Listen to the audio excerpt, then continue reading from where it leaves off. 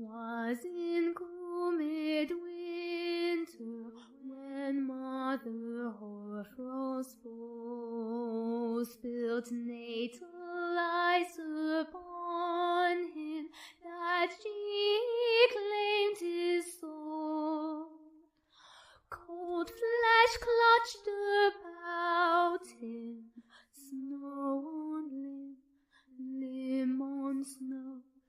'Twas a cruel midwinter a long, long time ago.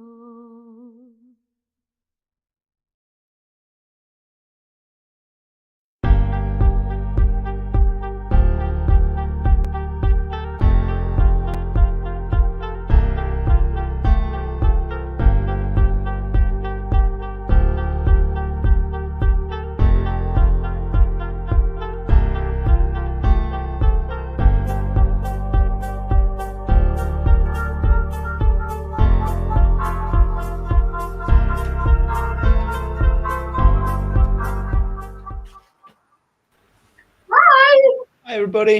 Welcome to the stream. Yay, everyone's got their masks on. Even Graham, you look really spooky there, Graham. Graham, please take off the mask. So welcome to our very special birthday episode of Inside the Rookery, celebrating a year of Inside the Rookery. We have ghoulish guests, we have video messages, we have prizes. Stay tuned for that. We've got loads of different things to do tonight, and we're treating it like a traditional Scottish Halloween.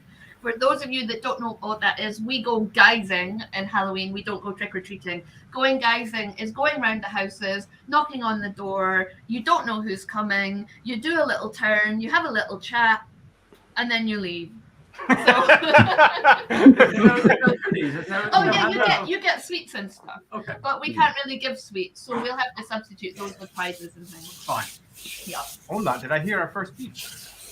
Is there somebody at the door? Somebody at the door! Who was it? We have. Are you on it, Andy? I heard a beep. I'm pretty sure I heard a knock. It looks like we've got. Hey, Bob! Hey, Bob! Bob! Can you hear us? Yes.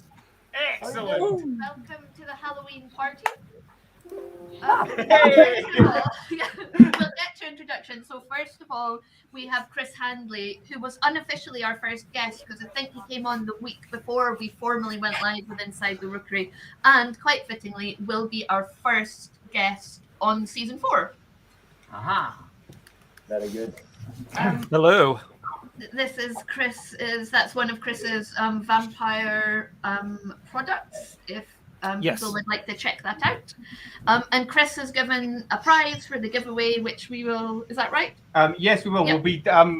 We'll discuss those later. Yeah, we'll discuss the prizes later. Yeah, so there's going to be, because we've got a lot of stuff on the Storytellers Vault, so there'll be a big giveaway of all of our Chronicles of Darkness products as one big kind of folklore giveaway. And they're all introductory scenarios for quite a lot of the games. Oh, thank you. Very nice. How awesome. And then we have James Wallace. So James has been on our Inside the Rookery special, the Wifrup to Devs episode, and he was also on this main star guest of season 2, episode 11, Storytelling with Gaming. And James has got his most recent podcast episode was, let me find it, with Greg and Ross, Ludo Narrative Dissidence is ongoing, and the most recent episode was on Wifrup 4, so do check that out. It was. It's only up for our Kickstarter backers at the moment, but we'll be going live to the general public on Anchor and all the usual platforms, and I will tweet about it incessantly when it does in a couple of weeks. And then, James, we are really eager to hear more about this. James Wallace, when I first read this, I read it as Everybody Wins, the greatest games ever made by James Wallace. I was like, wow, how many games have you made? I'm going to made a few. Yeah. I apologize. Sorry about that, but I'm very short-sighted, and I literally couldn't see anything except a blur. So yeah, it's a big book. It's coming out from Aconite, which is Asmodee's publishing arm, and it's basically the history of the rise of modern board games over the last 50 years. seen through the lens of all the games that have won the Spiel des Jahres, the biggest games prize in the world. It's the German Game of the Year award. So there'll be all the biggies in there that you're familiar with, like Settlers of Catan and Ticket to Ride and Codenames, and then some ones that you simply have never heard of at all, like Drunter und Drüber or Niagara, which is a game in which you're literally trying to push people over a waterfall, and there's a waterfall. The board actually goes off the edge of the box, and you're We're in the same room. Some of these are obscurer than others for a reason, and the book kind of looks into why some of these games have become massive global hits. Some of them have faded into obscurity or even stayed out of print. Railway Rivals, one of the few British designed winners, has been out of print in English since 1985, and that's a crying shame. And we look at why that is. We talk about some of the designers and their careers. We talk about games culture generally and how that's changed. It's a big glossy tabletop book. The other thing is, if you're new to board games, general board games, or you've got friends who are new to general board games, it's a brilliant list of these are the games that they may well find interesting. And it's written in my usual style, which does not mean I say fuck a lot.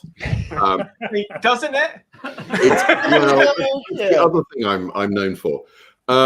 But no, in this case, it's light-hearted, and there are some very bad jokes and awful puns in there as well. So this is not a serious academic history. This is a light-hearted romp through 5 decades of gaming history.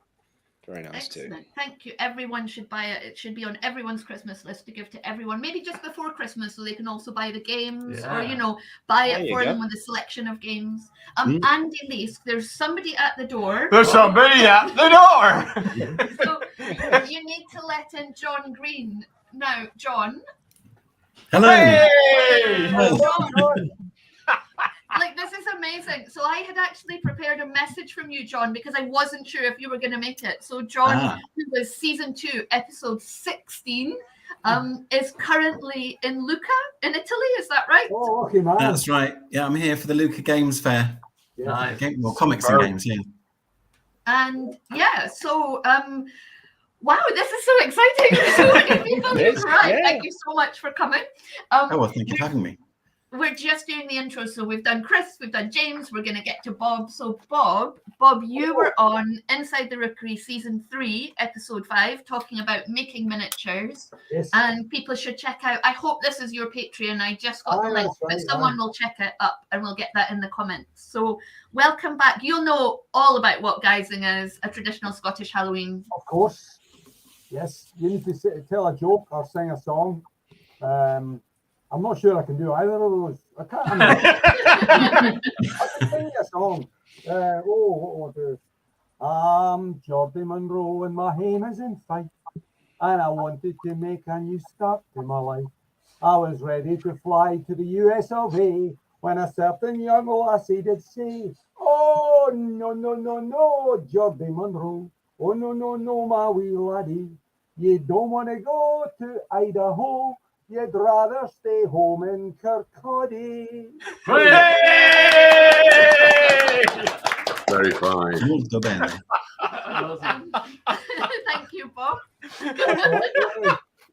That was a classic guising turn, like just perfect. If you had come to my front door, you would have got extra sweeties for that. In fact, maybe even a £1 coin. Wow. That's It's a the very dream. rare thing in Scotland, you know. Well, I used to take my girls and their friends round guising round this neck of the woods, and you could get quite a lot of money in Edinburgh. I don't know if it's just Edinburgh, it's quite a good city for guising money. But I would stand at the back in my full, like, Fantastic Mr. Fox face paint or whatever I was in, and the girls would each go and they do a little song. They're at a music school, so that helps with all their friends. And then they'd look at me, and obviously the girls are like the same height as me. And they'd be like, "And what about you, wee lassie? Is this one shy?" So I've been mistaken for a 10-year-old more times than I care to remember. I take that. That's quite good. I like that. And John, Yes. I have got from you, we would like people to check out your Kickstarter. So do you Yes. want to tell us a bit about that, your coffee table book?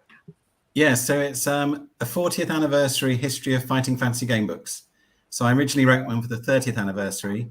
Then I did a part 2, which filled in some gaps. And this is going to be a revised and updated edition of 40 years of history. And it's on Kickstarter now. It's got about a week to go. And I'm pleased to say it's already funded. So if you back it, it will be a thing. It just depends how amazing a thing it's going to be. Yes. There's another good one for the Christmas list. Yeah. Very good. So buy the books. Yeah. Thank you.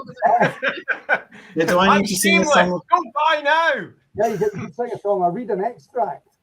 Oh, I can tell you a joke. Oh yeah. Halloween themed joke.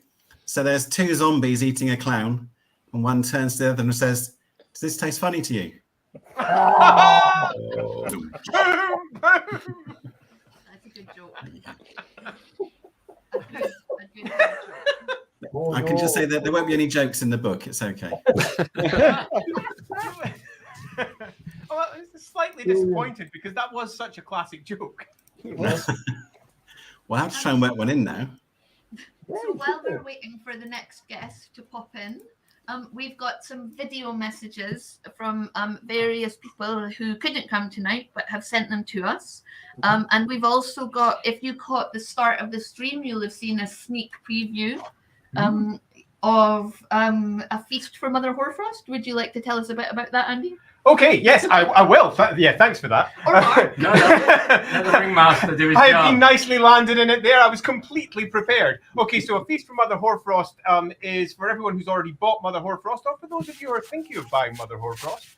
Mother Hoarfrost is an expansion for all roleplay games where you get a really nasty folk horror creature that's designed around wintry awesomeness. And it's already been released. It's lovely. It's out there. You can go check it on Drive-Thru-RPG. And we will, at the end of today, add a whole extra supplement on top of it, where you get an extra 10 adventure hooks and a couple of songs. And we're also recording those songs right now, which you heard a little snippet of at the beginning of this stream. Those songs will be up and also in the drive-through package within about the next, I don't know, couple of weeks. Depends how long it takes for the post-production part to get into place, where we sit there and we fine-tune it and make it sound super spooky. So that is all prepped and ready to go. That's for pretty much everyone for free, because all of our Inside the Rookery patrons got this PDF for free. So you're going to get all these extra songs, these extra adventure hooks and things you can do with it for free. So that's lovely. And a bit for people that didn't join right at the start, I'm going to play, it's only 40 seconds long, with a little preview of one of the songs that you can get the sheet music for in that supplement that we have recorded just last night. Ooh. Go on then. Was in cold winter when Mother Hoarfrost spilt natal ice upon him, that she claimed his soul. Cold flesh clutched about him, snow on limb, limb on snow. 'Twas a cruel midwinter, a long, long time ago. Oh, There you go. Ooh. Excellent. Who's that? Is that you? Pardon? Is that you singing? No, that is not me singing. That is our daughter, Andy and I's daughter, Lorelei, singing. I recorded it with her yesterday. I've never been in charge of recording studio before. I now feel a little bit like, I was going to say someone and then realize that they don't actually produce records because I'm not like down with the kids. So yeah, Calvin parents, I don't even know. Which Meg? And the actual music was written by Josie, our other daughter. Yes. It's quite so a family yeah. enterprise. Yeah, they're a talented bunch, these laws. Yeah. Yeah. Yes, well, they are. Yeah. The bassist, I have a daughter as well. Ah, We can have a Just little putting that out there. We should do it. My That daughter would used be to play the awesome. trumpet. Yep. But you might not want that. 100 XP spent, record producer, you know. There you go. Yes. Yeah, so we've also got another video from Ross Watson, who came in season 3, episode 7, licensed RPG bingo. I will just play that just now, and then we will get back to chat. Hi there, this video is for everyone at the Rookery. You guys are great. I hope you're having a fantastic Halloween and a great celebration of your show. I just want to say I'm always curious, like where do the rooks come from? Do you have like a hatchery somewhere? I guess the real question is, have you bred any good rooks lately? In any case, I would love to come back someday and talk to you guys again. It's been wonderful. And again, I hope you guys have a great celebration. Thank you very much. I didn't actually get that joke the first time he said it, and I was like ready to go into the spiel of, well, we've got 2 daughters, like I guess we bred them, the little rooks. Yeah, like, yeah. It's just the way everyone else does, I suppose, isn't it? Excellent pun. Oh, look, big shout out to Kat, who'll be Hi, a user of the studio shortly, our beautifully arranged studio. Oh. Well, I've got Halloween braces on. That's about as much as I can muster. It does make you look a bit like you've just come in from doing the bins.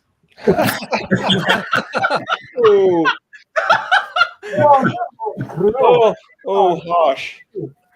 Wow. Sorry, that's the kind of chat you get. It's Scottish guys. You know, Sorry, I missed that one. In the afternoon. Sorry? Yeah, You're just looking at each other. I know, I can't hear. we missed that last bit, Bob. No, I just said that being a bin man is quite a good job because you're usually finished around 2 p.m. There's that. Yeah, Not bad. not bad. By the way, Graham, sorry I missed you in Nottingham. Oh, yes. Yeah, it just somehow never came together. I was hoping to have a meet up with folks when I was in Nottingham a couple of weeks ago, but oh well, hopefully another time. Yes, indeed. Yes.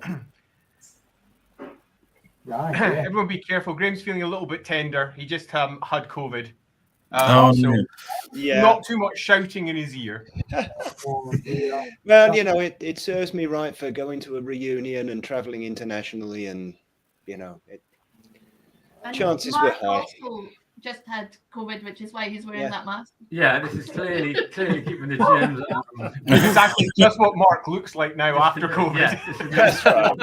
the transformation. It's I mutated am- by his I am gaze. It's all good. But yeah, the first 2 weeks of my trip back were kind of derailed by the filthy plague. And how are you enjoying your trip back to the United Kingdom? It's still united, which is something, because I wasn't sure it was going to be For that. now. Yeah. Information correct at the time of recording. There you go. So, Chris, you're going to be our first guest for the next season of Inside the Rookery. What is it you're coming on to talk about? I think we're going to try and frame a conversation about what the hell is AI? Why are we using it? What's it mean for art? Because there's a lot of conversation in that, and I am at least going to maybe bring some expertise from, at least so I can let people understand the difference between what is AI, what is machine learning, what are neural nets, what a deep neural net is, and how that all fits into this thing that we've now got, where we've got, you know, code sat on servers spitting out art. And I've read a bit around and tried to get a feel for what this means for where we're going with art right now. We're in a very strange world with that. And I guess it might feed into, I guess then we can talk a bit about how we can create potentially stories for RPGs which involve technological horror with these AIs and things, because in some respects they're quite spooky, a bit creepy, and they're quite arcane. So I think that's going to be a fun idea to look at. I've just finished reading a book by Professor Hannah Fry called Hello World, and it's all about algorithms. Yes. And one of the examples she discusses is, do you remember Gary Kasparov, the chess player? Yes. Deep Blue, the computer, Yes. and eventually the computer beats him. Yeah. But in the book, she explains that instead of Kasparov just like taking his ball and going home and going off in a huff, he developed a new form of chess, which he called centaur chess. And essentially what you were doing was you were taking the very best of human thought processes and the very best of AI, and you were bringing them together. Yeah.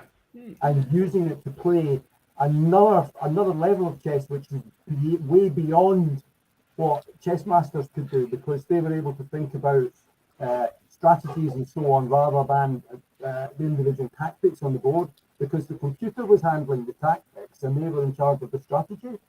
And that I thought was a fascinating idea, that you could meld these two things together.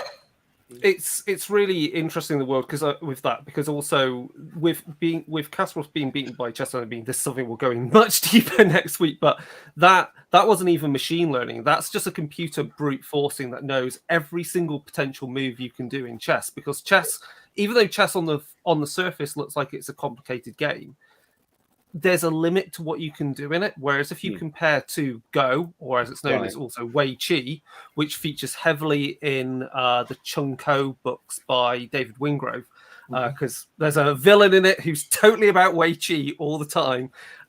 Go is massively complicated, even though there is only two types of moves in the game, which is placing a piece and removing pieces. And it's all about pattern recognition, and that's all machine learning really is pattern recognition.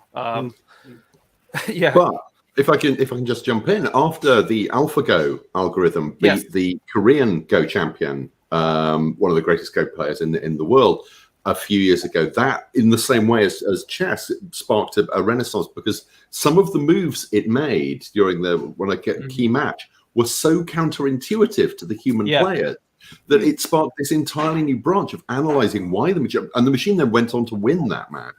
I think partly because the human opponent was so unsettled by this piece appearing in the middle of nowhere in a move that appeared to make no sense at all. But it sparked this entirely new branch of the way that humans now think about playing Go too. Well, that's an just as a interesting footnote, point you bring up. on the subject of technological horror and stuff, I am talking to someone about maybe doing an anthology of short techno horror stories. It would be called, and I'm quite serious, The Colors Out of Toner by HP Laserjet. Oh, come on. Oh, dear. Well down to your usual standard. Thank you. I aim to please, and usually no. Oh, God. Now, for those who are interested in game theory, I can't recommend looking into the whole Go discussion, particularly concerning there's a very famous move. I think it was around about the move. I can't remember the number. Was it 70 something? Another one at 36. Can't remember which ones it were. But it's a fascinating read, both in terms of how humans approach games, how computers then approach the same games, the differences that lay between them, and how humans then developed their own skills based upon what appeared to be something that was so counterintuitive, but several moves down the line were not just useful, were integral to the overall victory. It's a fascinating set of reads. Do recommend checking it out. I feel like we're at a wedding, because we've also got some written messages that people are just going to read out the telegrams now. Telegrams. Yes. Oh my. I was at a wedding once, and it was the very first wedding, like proper wedding I was at. It was like a 4 weddings and a funeral wedding. 4 weddings and a funeral wedding, like really posh at an English country house, and everyone was really fancy, and they read out telegrams. And it was the very first time I had olives. I must have been about 8. My mum had made me like a beautiful pink dress with a matching hat. And there was these like green things on the table that were like stuffed with red, and I thought that they were grapes with jam. They were not. Wow. Grapes with jam. No. They were olives with like pimento or something. Oh my god, that was horrific. Have you tried face olives in the years since? Yeah, a little bit. Yeah, but you don't go with that childhood trauma very easily, do you? Anyway, Hannah Rose, this is the wedding telegram part. Hannah Rose, season 2, episode 7, sends greetings from across the pond. She's one of the prizes because she's going to send, well, a free typo, Lindsay, a free copy of the October issue of Arcadia. And that's a link to the shop where you can find all of her products. Of the MCDF. Oh, okay. Yeah, thanks, Hannah. And here is another one. Dear the Rookery, happy Halloween and a happy anniversary too. Thank you for having such a great parade of guests on with great insights into every corner of our biz. And who's that? Who could it be from? Who is it? I learn something new or gain new inspiration every time I tune in to watch. Here's to many, many more. All the best, Andy Hepworth. Thank you. Thanks, Andy. Andy's the best. He came on to discuss art. I can't remember the exact episode, but yeah, it was a lovely chat with you. Well, if it was art, I'd like to think I was involved. Yeah, it totally was. Yeah, good times. Andy Hepworth was season 2, episode 17, from artist to art director. Of course, because yeah. Oh yeah, well yeah. Yeah, the step-by-step process from doing the horror, art, and the degrading of your soul as you move from creative to management. Yeah. Being promoted beyond your capability. I remember now. I don't remember that. Yes. Promoted beyond my capability. I still don't want to do it. It's crazy. Really hard job. Oh. You know, I mean, in my career, I've been directed by some people who shouldn't have been allowed off the bus, and I've been some other people who are really sharp, and the brief was tight and well moderated, and it went through really smooth. And so I think that I've got a lot of time for people who are good. A good art director is hard to find. So if you have almost impossible. Yeah. If they are thin on the ground, yeah. If you find yourself working with one or for one, you appreciate those times. They would inevitably not last, so make the most of it. So John is going to have to go. His laptop's dying. I can't believe you'd actually dialed in all the way from Italy. Thank you so much. Well, happy birthday and anniversary, and I'll see you all again next year. Yeah. You certainly shall. Yeah. See ya. Bye, John. Yeah. There we go. There we go. John also, just as a footnote, John organises the excellent Fighting Fantasy Fest convention, which I don't think is annual. I don't know, but or biannual or something. But if you're into that style of book and that slight nostalgia for the 80s role-playing scene, it's a fantastic gathering of people. Ian Livingston and Steve Jackson were there this year. Mark Gascoigne was there. Paul Mason, for those who remember Paul Mason. Peter Darfel Evans. Loads and loads of voices from the past. Really, really fun day. Nice. There's just been another knock at the door. There's somebody at the door. Oh. I'm such a child. Hey, it's Phil. Here it is. Hello. Oh. Phil. So Phil was on season 1, episode 6, The Cogs of a Game. Oh. And is a regular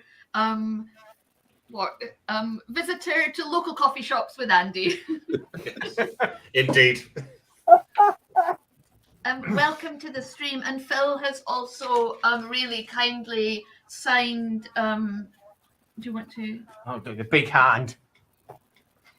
Oh. Yeah, his lovely graphic novel. That's Oh yeah. And they're wonderfully signed. We'll be discussing how you can get your hands on these tasty things a little bit later. There we go. Closed circle. I can see, bless you, James, in the private chat. James says, I didn't realise we were supposed to bring presents. You are. Oh, yeah. That's not part of your. I feel bad. It's supposed to be the other way around. You're treating yourself, James. Oh, thank you. Bless. But yeah, I'll throw in a couple of PDFs of my games, The Extraordinary Adventure of Baron Munchausen and Las Vegas as well, because why not? Excellent. They're PDFs. Oh, thanks, James. You're the best. Thank you so much. So look No, you're the best. Oh. No, you're the best. I believe I hear another knock at the door. There's somebody else at the door. There's somebody at the door. It's Matt. Hey, Wow. Hey, Who are all these lunatics? I don't know. Jesus Christ. Holy cow. That was cool. Yeah, well, there goes the neighborhood. Yeah. Wasn't much of a neighborhood to start with, really. Matt joined us for a Beside the Rookery episode and also for Inside the Rookery Season 1, Episode 3, Switching RPG Rule Set. So welcome back to the Inside the Rookery. Ago. Good to see you all. Many of you I recognize, old friends and such. Crazy days.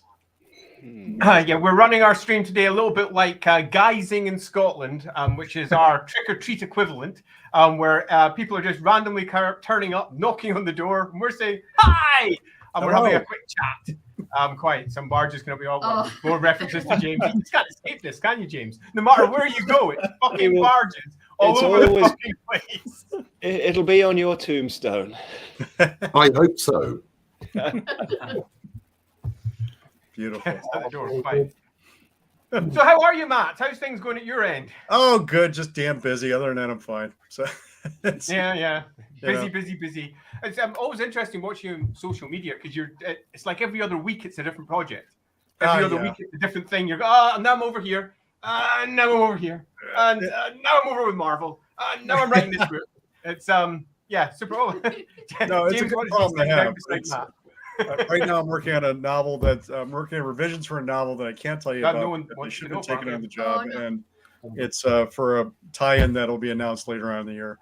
And I'm like, but I did this while I'm supposed to be working on the Marvel stuff. But this guy said, this editor I've worked with before said, hey, I really need some help here. I'm like, I hate saying no to people who really need help. So and have big paychecks as well. So I'm going to take that job.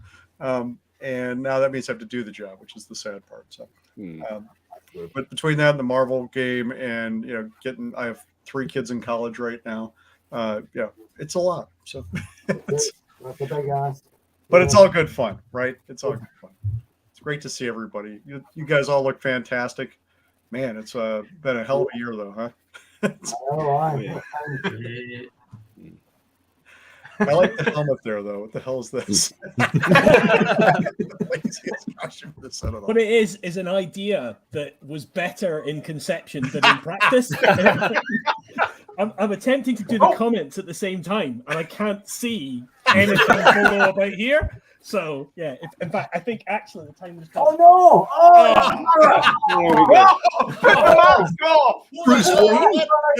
It's still here. It's still here. Oh, dear me. That's better. That looks sweltering. So I think we've got someone else at the door, and then we're going to come back to Phil and have a chat with Phil because we haven't had a chat with you about your prizes and what they are and what you're working on just now. We're really testing the limits of StreamYard. I actually don't know how many because I forgot to check the latest version of how many people we can have in the studio. But we'll find out. Only one way to know, really. Uh-oh. Hey! Oh, hello, Steve. Hiya. Hi, Graham. Hi, Lindsay. Hi, everyone. Hi there. Hello. Hey, Steve. Thank you for coming, Steve. We're just having a little bit of a glitchy moment at the Rookery. James is heading away. Thank you so much for coming, James. It was great to see you. Absolute pleasure. Sorry, I've got to go. Places to go, barges to sink. I'll see you all soon, I hope. Catch you soon, James. Happy birthday. Happy Halloween. Bye. So just before we get back to Phil, Steve, you were on episode 17, season 3, talking about nuts and bolts world building. Yes. And we are very happy. So quite a recent one. Very happy to welcome you back. Thank you very much for inviting me. The podcast went very quick. It does. I mean, because we only do it for an hour, they tend to just skim by. And just as you're getting into the meat of something, you're like, and now we're done. Everyone has to come back for another one. Always leaving wanting more. Yeah, quite. So, Phil, Close Circle, tell us about your book. Close Circle, and this is the hardback copy, and it's available from the Handiwork Games store as well. I can provide links for that. Is a graphic novel based in an alternative future and in the 1970s. Gary Welsh, who did the art, has done a really, really beautiful piece of work throughout the book. It's about a young woman who's being hunted down by Russian imperial forces. It's become slightly more topical in its whole nature with events, but it's the first part of a larger universe that I'm working in and on with a role-playing game, a radio broadcast, and some found footage stuff. I've got an amazing art team and creative team working with me, and they do it. They do it for love, but they just had a meeting with them just before this, and we're putting together an art book of all the art related to the project, because things like this, where you're bootstrapping it, you can't necessarily get everything out in the time that you want or the periods that you want. And obviously I've got a day job or more than one at the moment. So it's really, really important for me to make sure that the art and the writing and the ideas visualized in some way. And Ian, who's my graphic designer, just put together the rushes of the art book, which I saw half an hour ago, and I am truly happy. And then Andy, you yourself introduced me to a comics artist for another comic, and the first couple of meetings has gone really, really well. We'll meet again at the end of this week. Erin seems to be really, really into the idea and the concept. I certainly am, and that is going to it's going to be called Dust. And that's all I'm going to say about it at this point in time. But we're really, really messing about with aspects of society today, society in the past. There's definitely a sense of sapphire and steel in there as well, and a whole lot more of my type of madness. So. Sounds marvelous. On Erin, it's worth saying that she'll be coming on as well in the next season, which is just coming up. She's going to be coming on to discuss creating new IPs and how to craft new IPs so they've got that same feeling and hopefully same impact as the classics. Because we're moving through an era of nostalgia where often people are repeating the same IPs again and again, or looking back to anything that they feel they can drag some extra cash out of as they present it in hopefully a slightly new way, or often just a new zinged up way. But she's very interested in creating new exciting things rather than old revamped exciting things. So she's popping along to have a good chat about that. So I think that one's going to be quite a fun one, because it's definitely a topic of interest at the moment, because there is, particularly if we look at our popular media, an awful lot of regurgitation going on just now, and recycling around and around and around. So that'll be quite a fun one. Looking forward to that. So before we come back to Matt and Steve to have another chat with them about what's going on in their world, we've got a few more videos that have been sent in. So I will play a couple of those just now. Who's first? Hey there, guys. Emil from Tactical Adventures in Solasta here. Just wanted to wish you all a very happy birthday. 1 year for Inside the Rookery. You've been doing tons of amazing stuff, so I hope you guys continue like this, and I'll see you guys soon, hopefully. Bye. Oh, that's nice. Yeah, so Emil was Season 2, Episode 4, from CRPG to print. So check it out. Emil was one of the people behind the Solasta tactical computer game, which is a D&D game on computer, which Graham knows very well indeed, because Graham was one of the writers from that. And they wanted to have a physical role-playing book to support one of their Kickstarters. So good old Emil was part of the team that brought that into fruition, and all of the challenges that he faced were some of the stuff that we discussed in our chat. I was part of that process too, so it was almost a Solasta love it, as we all got together and discussed the project that we had brought to life. It was good fun. Yeah, it was. Yeah, good times. And the next one features a favorite of some of our viewers. I have to say, just watch out at the end. I particularly love at the beginning of this one the pregnant pause. Yeah, just like.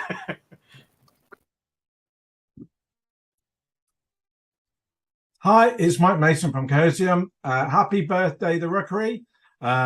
Here's to a wonderful year, and here's to many more. So happy birthday from me and Albert the Giant Squid. Happy birthday! See you soon. Lovely. Everyone should have a giant squid. I should, yes. We're going to pop back to Chris because he has to go shortly. Yeah. What would you like to chat about before you go, Chris? Just going to plug that.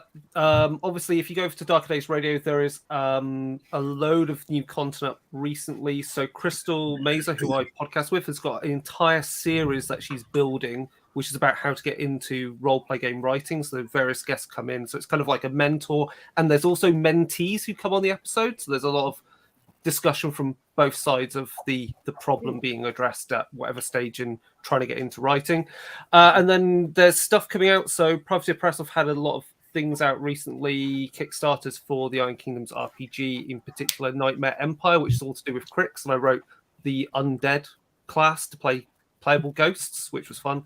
So that's going to come out soon in physical copy. And there's a load of stuff from C7 with the Wrath and Glory RPG. So I'm currently writing on, I can say this, I'm currently writing on stuff to do with Space Marines. So that'll be out in the near future. Playable. So we're really doing the good work to explain how Space Marines are more than just kill the aliens. There's more to it than that. So well, you are sitting currently beside the designer of the first Space Marines. Yeah, be careful now, my boy. But yeah, that's pretty much it. So I'm going to pop off. But yeah, have a good rest of the podcast show, and I'll see you next week, basically. See you next week. All right. All right. See you guys. Bye. Bye, Chris. Love seeing you. Oh, the inner workings of the Space Marine, eh? Yeah, quite. Something you clearly know nothing about. Yeah, I remember having this conversation with Brian Ansell. Graham, you might remember. I was obsessed by the idea that 40k, Rogue Trader, was all about death and darkness and evil and all that sort of thing. And what I was thinking was, if the Emperor was a really bad guy, a real bad person, and he was absorbing all this evil, that if there was any kind of natural digestive system, then he would have some kind of spiritual excrement which would be good, and he would be leaving a trail of good behind him, you know, that other people could capitalize upon. I didn't really like that idea very much. I don't think it would have sold well. You know, the ideas that were lost to time. In those days, like Workshop and Citadel, it was like they were all in a rowing boat, you know, and they were just trying to survive. So ideas were coming from everybody, you know, even the bunker sculptors. So it was a fascinating time, you know. It was, yeah. You could have influence on things, and you could see projects through from concept to production completely, you know, whereas now, you know, it's a very, you know, it's a giant machine. It's a wonderful machine, but it's a behemoth, and you know, you can't change course very easily, you know, whereas in those days, you could, you know. So. Yeah. It's really quite adorable how fans today look back on the stuff we did, Bob, and read in all this sort of deep planning and organization that must have taken place, and we were just making it up as we went along. Yeah. You know, because in those days it was all about product and make stuff, make as much just stuff. Get it done and get it out. Yeah. You know, and what was that program of your comedy? Never mind the quality, fill the width. Ah, you know, yes. it was all about, That was our watchword for sure. Yeah, we were good at that. We were. Yeah. No, I just think that now it's fascinating, and listening to Chris talking about all of these role-playing games that are on the go now, and the creativity that's just swelling up, made possible, I suppose, by the thing we're looking at just now. It's just fantastic. It really is fantastic and global. Somebody at the door. Paul is trying to join us but doesn't have the link. I'm just going to get it to you, Paul. Don't worry. And we've also got Roderick and Zoltan are about to join. Okay. So Roderick and Zoltan are two of our mods. Well, particular mention as well to Zoltan because he's one of our golden rooks. Which means he has a golden halo.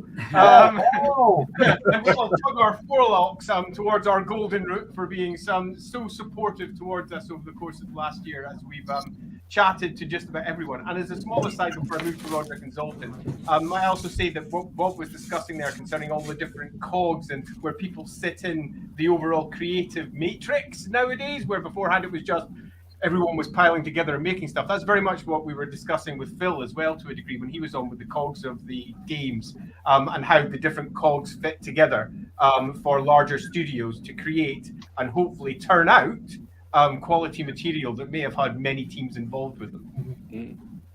Or how they don't fit together. Yes, I didn't want to say that. I was trying to be kind. So Steve, what are you doing at the moment? As I recall, you were on a Kickstarter when you were on last. Yeah, we just put out the alpha PDFs to the backers. The first full-blown campaign for Shivering Sorcery in 45 years. Wow. Wow. Yes, yeah. A setting book and 4 adventure books. Wow. Nice. That makes the delays for the Horned Rat look short. Sorry? That makes the delays for the Horned Rat, a book the Games Workshop announced ages ago and came out just like a year ago.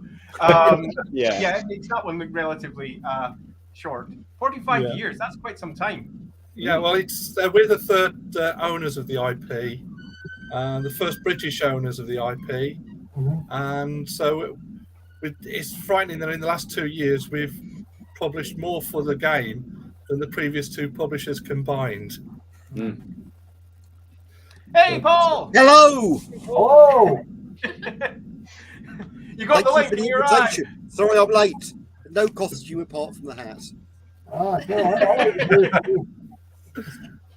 I do have one important question. So I'll just introduce Paul. So Paul came on season 3, episode 14 to talk about history and our RPGs. Before that, I've got a really important question for Steve, and that is, how are the guinea pigs?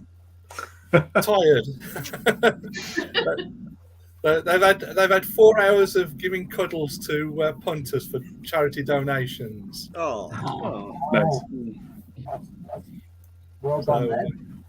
Yeah. Well, we send our love to the guinea pigs. Send us a link to the charity, and we'll pop that in the chat too, along with all the other things we've been plugging tonight. A charity for guinea pigs. I love a guinea pig.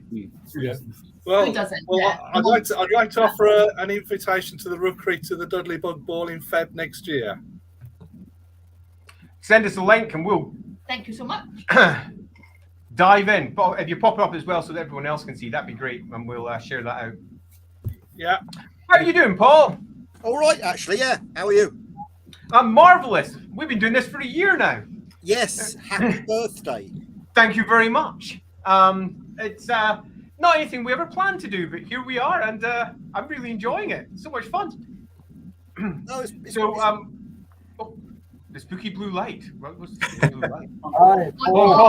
Yeah. I mean, that's appropriate for the evening, though, isn't it? I think so. I think it's quite good. Wish I had a blue face. I've lost track of where everybody is. So there's Bob up there. We have too many people on screen. So when you were on, you were discussing history in RPGs, because that pretty much tied in with an awful lot of the work that you've been doing yourself. Yeah, that's right. Yeah, and of course I missed you. You did, and it was a real shame because I was really looking forward to doing that one. Right. Yeah, I was too, and I had to miss it. That was too bad. Yeah, But good to meet you finally, Paul. Yeah, thank you. So what is it that you're working on right now, since we appear to be doing a plug fest? We are. So we haven't put a link in for Matt. Matt, ping us a link in private chat if there's anything you want to bring up on the screen. Oh dear. Okay. No pressure. I'm going to have to figure out how the tech works. There's somebody. We're going to have to lose somebody from the stream. All right. We have just hit our max in stream for the first time ever. Oh, Graham, do you have Bob's going? Bob's going. Yeah, I was just celebrating the hitting of the max. Okay, Bob, good to see you. Take care. Merry Christmas. Thanks, Steve. Good to see you. Merry Christmas. All the way through. All right. Bye now. Bye, Bob. Oh, it's Bob going. Bob's not going. I can do it for you, Bob. Hang on. All right, man. Bye. Oh, well, look at that. There we are. Actually, 9 is quite a good grid to talk to people, isn't it? I feel a bit guilty about moving to 10 when I joined. Well, someone else is trying to come in, so who could that be? Yeah, it's gonna be. I should. Are you grabbing those or what? Yeah, can you do those? Excellent. Excellent. So I like Matt. You're not in the UK, but it always looks like you're calling from a stately home. That panel. I'm at a stately home in Wisconsin, stately Forbeck Manor. Yeah. Excellent. That was one of the reasons I bought this place, is as a den with the wood paneling. There's secret doors too, which is even better. So nice. Nice. There's a bar behind me, so it's just hold on a second. Very nice. I wonder who didn't manage to get in. I think it was probably Justin. Oh, now you're talking. Yeah, beautiful. Very Oh, nice. bing! There's somebody at the door. Because I have to say it now. Yeah, you do. I am sadly stuck with that. Hey, Justin! Hey! Great Another to see yank. you. Happy to be here. Excellent. How are you doing at your end? Just got back from a soccer game. Kid did all right. He had 2 stops on the goal. They lost the game, but he did all right. Good deal. Marvelous. You mean football? Yeah. Sorry, forgot Here who we I was go. talking to. Yes, football. Here we go. Yeah, apologies.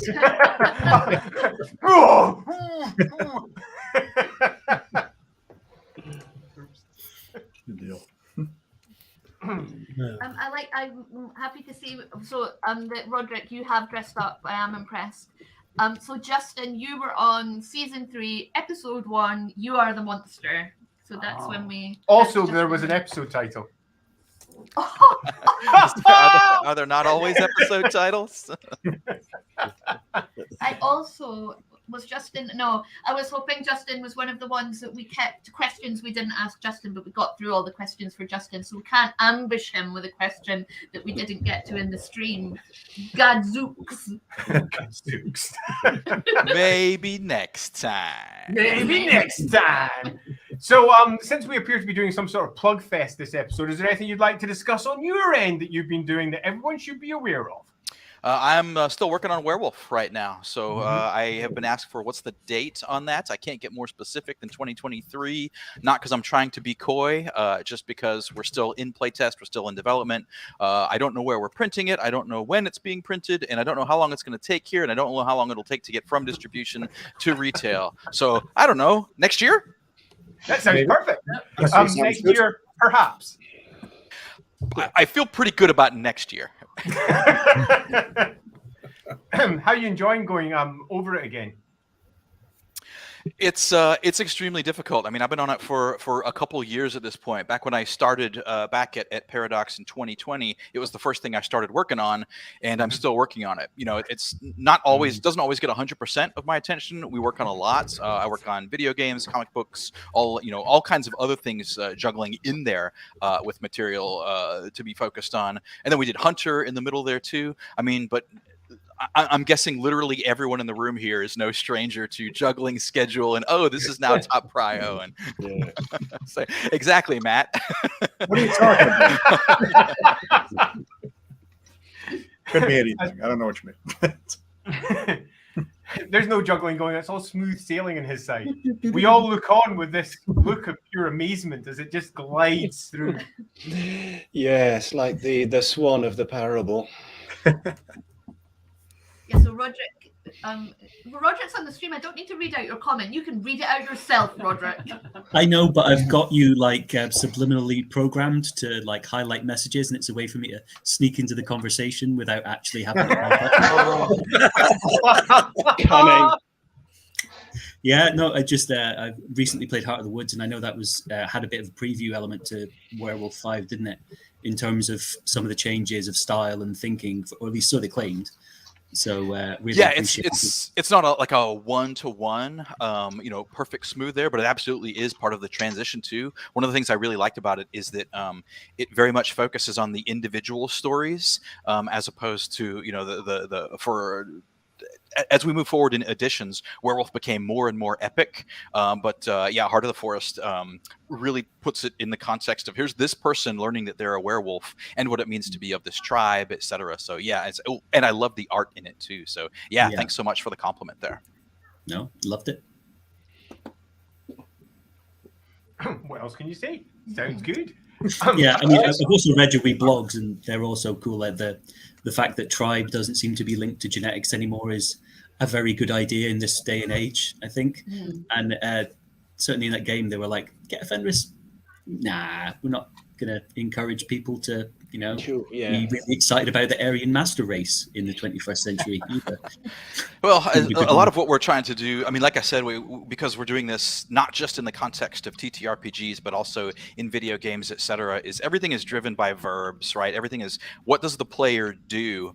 And so in a lot of the legacy materials for World of Darkness, they were tied to cultures or they were tied to, concepts or ideals. But now it's very much driven by, okay, let's, you pick up the game, whether it's TTRPG, video game, whatever. What do you do? And we want that to be consistent across the format, right? So, if you're doing it in the video game, you're also doing it in the card game. You're also doing it in the TTRPG. And so, when you play a X, whatever X is, it feels like X. If I may butt in on the going back to games that have been before and reimagining them in a new way, how are you finding Marvel, Matt?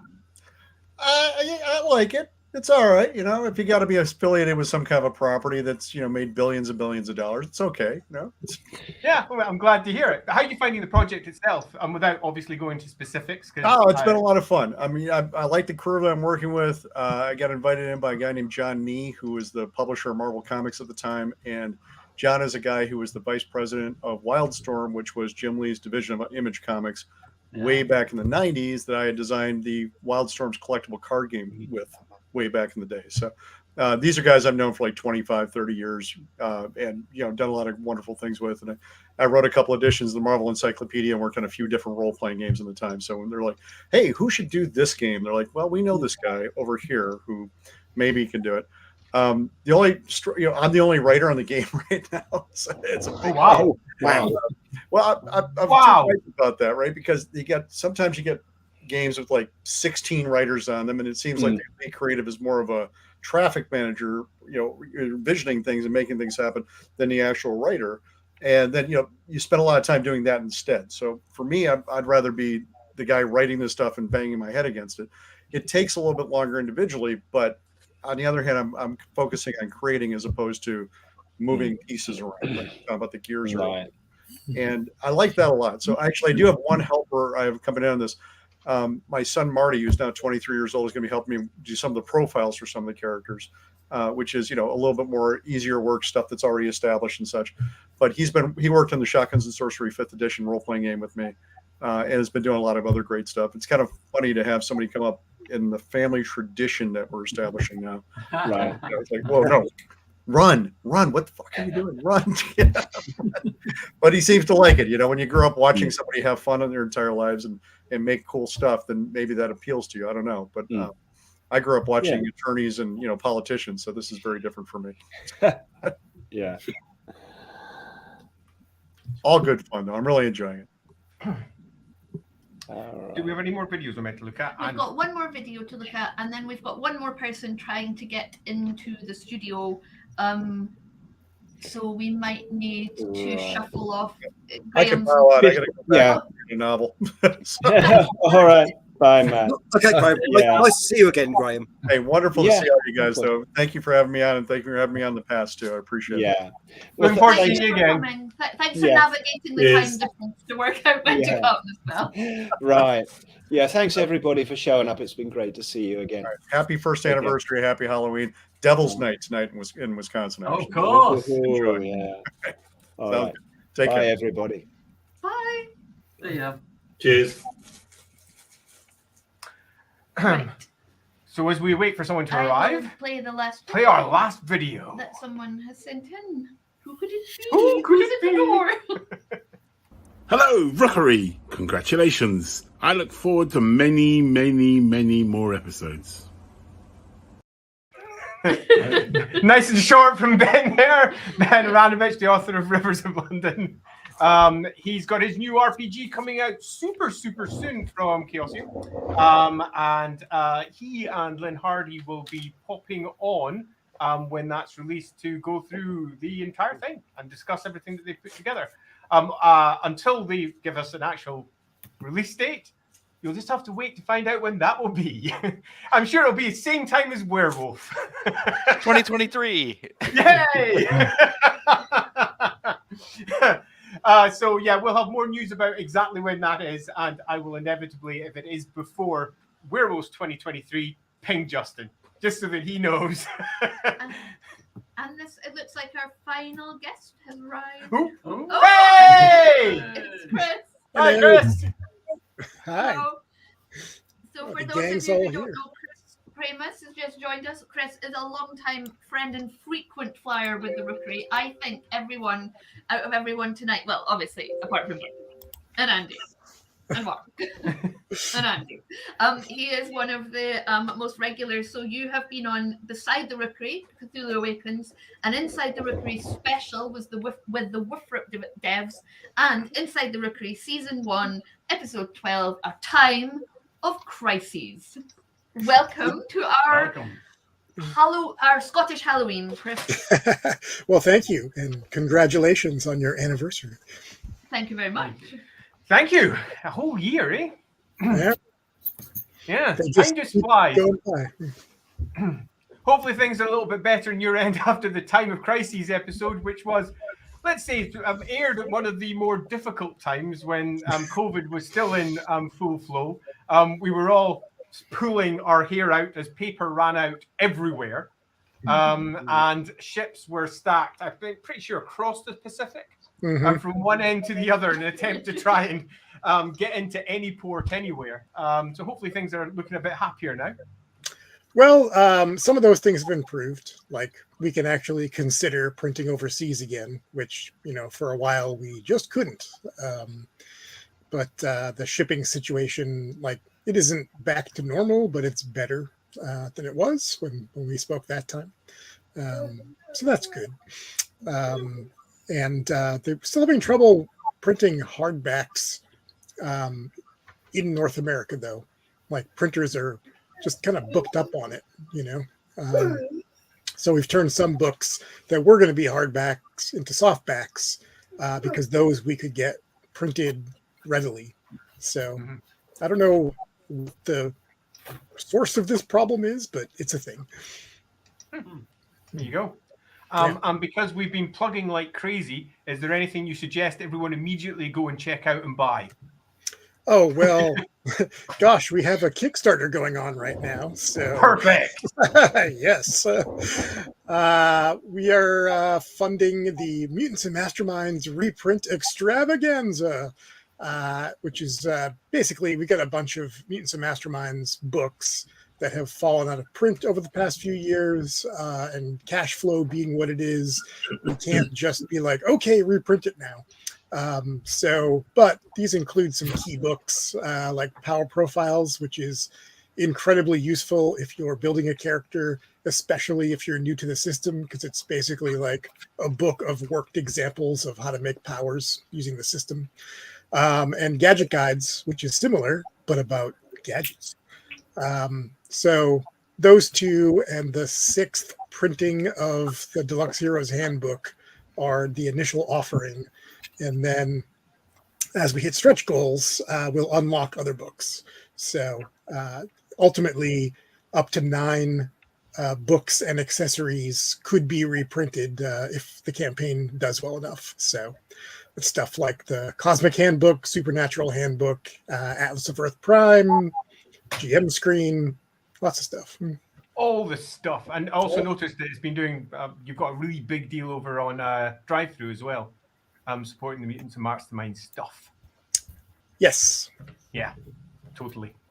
Yeah, we've got the link up there to the Kickstarter. Hooray. Hooray! So we've read out all our telegrams. We've played all the videos. We have talked about some of the prizes, but there are a few more there, Andy, that we should. Oh yeah, so we're gonna. We've got quite a few prizes that people have obviously been discussing through the course of this. I'm old and stuff too. no, he's the glamorous assistant. Yeah. Clearly. Yeah, So obviously. we're going to give away some books through the course of the week rather than at the end of this stream. But this one's going by the end of this stream. We're going to ask a single question. First one to answer it correctly in the stream gets it. In the comment. In the comments. Lindsay will do it. I'll do that once I've gone through the other ones here. This Rough Nights and Hard Days is a book that I wrote with Graham, which was nice. He was on the stream previously. It was mapped by me, and it was illustrated by this gentleman over here as well. There's some gorgeous illustrations at the back about the question I'm going to ask about. So that one is going to be going out to everyone. We're going to sign that one too since we're here. But we also have a book that Lindsay also contributed to, and Andy on this call, and Graham as well, who is in. We're going to be dropping this one out, and we're going to pop up a Twitter message for everyone to share to get an entry in for that one tomorrow. And we'll also be giving Discord links as well. But it's not just going to be that one. It's going to be one for the lot. It's just going to be one big prize fest. So of all the various things we've been given, whether it is for example, James Wallace earlier was saying that he popped out some of the Adventures of Baron Munchausen PDFs and similar. We also have Down Darker Trails from Chaosium. This is the Wild West Call of Cthulhu book. I did a bunch of work on this one on the maps. That's when I was working with Mike, who you saw with his lovely pregnant paws earlier on in the stream. The nice one. And finally, the big one. Oh my God. It's quite literally the big one. Masks of Nyarlathotep, which I did over 100 pieces of work for. And you might not be surprised given how bloody enormous this one is. It's a big one. And that was one of my personal copies. And if whoever wins that one's signed, I'll sign it. So all of those are going up. Everything else we've been given by everyone else. It'll be a single reshare for the lot to get an entry to it. And then we'll just apportion out the prizes over in our Discord channel. And we will pop up links for all of that during the course of the week.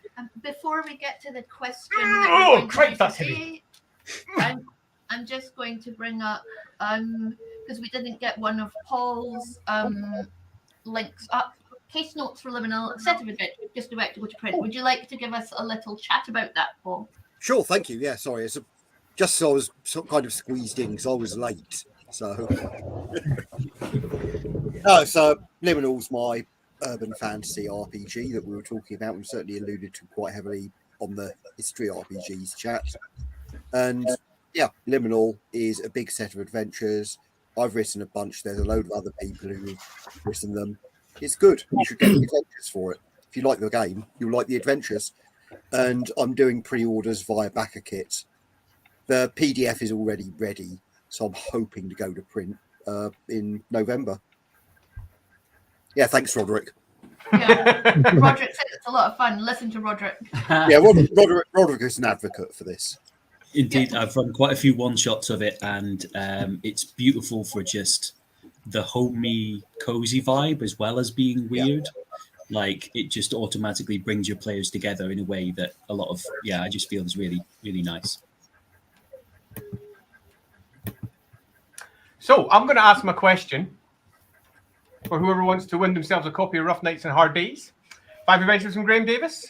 And that's going to be, at the back of the book, there was a new species, new stroke old, added to Warhammer Fantasy Roleplay for the first time in a very long time. What was the species? Let's see the first comment. Do we have the comments up there? Roderick. Is Roderick already got? Did he get it? I don't count. I started typing when you were as soon as you started feels talking. like a cheat. The man in the screen wins the prize. Nah, I can't win. I'm not eligible for this. So has anybody else? Yeah, the next person who got it was Seagoat, which Seagoat is very appropriate because Seagoat is our most regular first commenter in the stream, so that does seem on brand. Everything. Yeah, although Paul Mitchell was really fast. I did it in private chat. This was a personal competition. No, I already have my copy of Rough Nights and Hard Days. Yeah, one, Paul put in private chat, but two, Caravan actually answered this before it was even asked. About 10 minutes ago in the chat, I didn't put it. At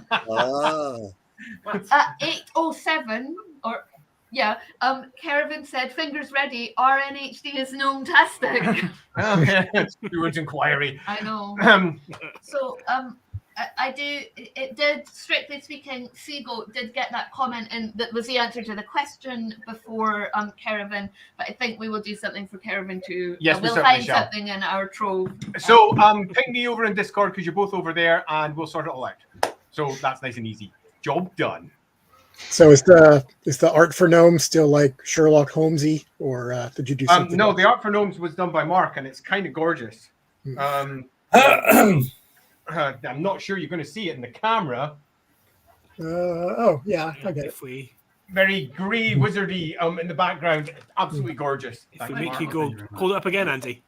Whoa, what happened there? Hold it up again. I've made you go big. Oh, you made me go big. Oh, right. Oh.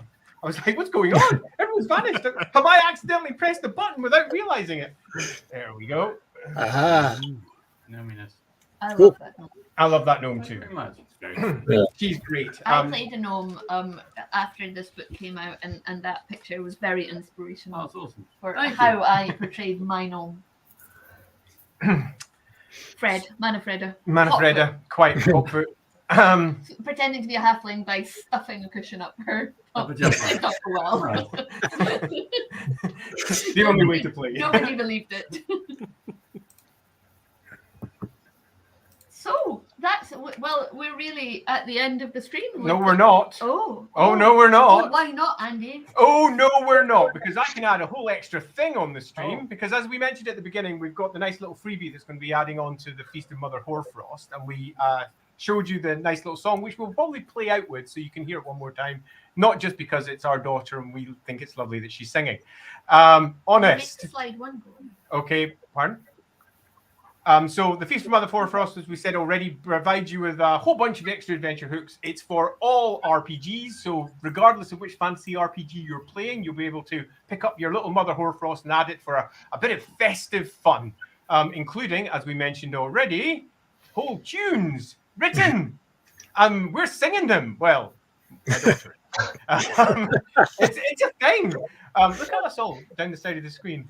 I've never seen so many people in one place. But that's not all we're doing. Very soon, oh my goodness. Very soon we're going to have Ship of Fools, an RPG adventure for all fantasy RPGs. And this is a halfling hen party, and they are cocked hats. I am so sorry. Never apologize for huge penis-shaped hats. They are cocked hats for the hen party. We are pretty much on the... Where are we, Mark? Since you're doing the arty bits just now. I wouldn't say we're on the home straight. We're coming around the final bend. We're coming round the fight. I'm going to say werewolf.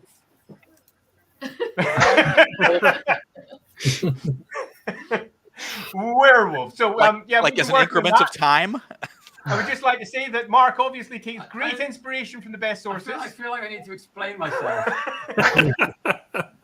I shoot reference, and I am, particularly during COVID, I am my own model. So I'm going to. There's a piece of art that requires a group of pirates. Of course. So I will merrily pose myself. I don't. Not that I need an excuse to dress up as a pirate. So it's an example. I'm a lady pirate in the middle. It's hard to tell. Yeah, so it's I have to make sure I change the faces, otherwise everybody ends up looking like me. And has been pointed out in the past. Why does everybody look Everybody's Mark. I just have to make a conscious effort not to make everybody look like me anymore. Good times. So you can say it's very difficult to see that one down at the bottom. It's definitely not Mark though, no, because it has a moustache. Just like to say, if something has a moustache, it most certainly is not Mark. This is brought up because we've after our playtest, we made an enormous number of changes, pardon me, because we wanted to make sure that we took on board everything that came in. One of them is the appendices and the different ends that we've added to try and make sure that you can tailor the adventure into any way you want, regardless of what setting that you're working with. And this is one of the many different ends that we've got for it running through. But at the end, we're obviously for the next year going to be doing more Inside the Rookery, but we're bringing this one up in particular because this is the actual end of a rule book. And another rule book, what we have already completed and is done and is actual proper finished, like for Dark Deeds. Would you like to say something about Dark Deeds? Certainly. I've landed him in it this time. So, if you're at all familiar with the game, it's a game from myself and Andy Chambers that was published 6 years ago now through a little publishing studio called Games and Gears. And in the intervening years, we've talked about revisiting it, taking on board a lot of feedback we got from players. We sold out the original run, and there was always this desire to make a second edition. And I touted it around a number of publishers. We got a lot of really, really good feedback, but then COVID came along and it derailed everything. So I set myself a little project in that downtime to make the new version of the game that we wanted to be published. And I made it on Tabletopia. And if you're familiar with Tabletopia, it's the platform that allows you to play board games over the internet.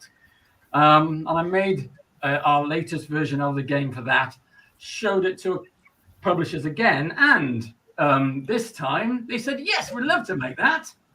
I wonder why we decided that. But that aside, we've actually banded together with Modifius, as you may notice from the nice little corner there. They are going to help us bring this to fruition because, as we've noted, particularly with Chris, it's a difficult time. And for tiny little publishers like ourselves, bringing everything to fruition is proving, let us say, somewhat of a challenge. So working with a partner helps us ensure that we can bring it to market in a way that's super top quality. And for us, quality is super, super important. Yeah, if you're not familiar with Dark Deeds, it's a card game, the game of malicious minions. It's a wonderfully spiteful, vicious little game. It's nothing like its creator. Not at all. No, it's quite from the stuff I would choose to make normally. It's difficult, isn't it? Yeah, and the players assume the roles of minions in the service of a dark, unnamed patron, and the object of the game is to curry favor with your patron by stealing, stabbing, removing the various nemesis, the various opposing forces that stand between your patron and dark, menacing, undefeatable power. And it was really good fun. Yeah, for me, that's the biggest part. It's just enormous fun. It's super fast. It's super swift. There's so many fun, exciting characters that are laced all the way through it. And getting to work on the second edition and bring it to life it's actually been a joy. Oh, that's good. Yeah, it's been a literal joy. And this is finished. Done. Yeah. Dusted. Yeah, I did a bunch of new art. We made some, if you've played the game previously, we made some fundamental changes to areas of the design that always wanted to do a little bit of a tweak. So we took on board all the feedback, made a bunch of new cards. I revisited a bunch of old art that I was never happy with because as an artist, you're never happy with any of your art. They're not all Mark. Sorry? They're not all you. Yeah, no, there's some ladies. They don't look like Mark. No. That one does, though. That one does. that one deliberately made me. The guy that's been lobotomized. Yeah, you did. So that's our big news. Yeah, we've got that's going to be announced when we work out all the final everything's with Modifius, but everything's been signed, it's all been sorted, it's good to go. Yes. And we're really pleased because that's done, and we're working on something else too. Yeah, yes, we can't talk about that. But we can't talk about that. But I mean, it was something that we've been talking about for a while, is sort of diversifying our portfolio, if you will. So as much as we're all loving working on Coil Crown and RPG books, to actually be able to bring out some board games as well, I think is something that we're really excited to do. And as you may have noticed at the beginning of the stream, we're also doing music. Oh yeah, yeah, we are. We've become music producers. Just sort of. Because as you do. Yeah, it's yeah. Did you get drunk and record that song you showed earlier, like the old troll tunes, or? We should do that tonight. That's how we might end well, the evening.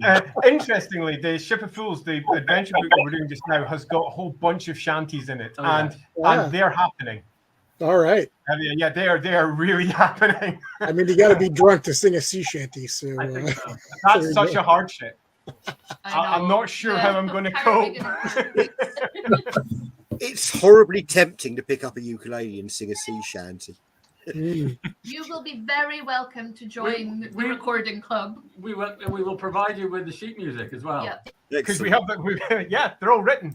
Very exciting. Yeah, open invitation. Anyone who wants to come to Edinburgh for a little holiday. The only cost to you for staying in our house is recording some sea shanties while drunk. I think that's small price to pay, I would say. I would say so. Yeah, good times. So on that note, that brings us really to the end of our stream. Thank you to those who've stuck with us through to the bitter end. Thank you so much. To be fair, we had to kick most people out because we've run out of space in the studio so, to make room for Chris, our final guest.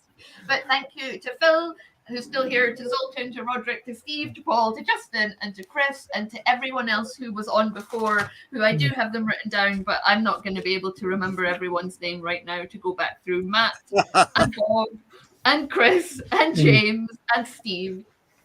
So thank you so much for coming to help us celebrate our first birthday. Should we release a spectacular fireworks? Hang on. We got little witch hat party poppers. Then we're going to release. That was surprisingly fun. I want another one. All the Americans that have ducks in cupboards. Oh! Too many more years. The Rookery. The final thank you absolutely goes to all our patrons and our friends, our Discord community, and everyone who comes together every week. All of our guests from across the industry. We couldn't make Inside the Rookery without our guests. No. We also couldn't make it without our patrons. So thank you so much to everyone who's been a part of it for the last year. You are all the best. You're Thank all you so much. amazing, and we're so lucky to have you all in our lives. Easily said. It's so true. Until the next season, which starts next week with Chris Handley, It does. I bid you all an adieu. Good night. Farewell. Bye. Cheers.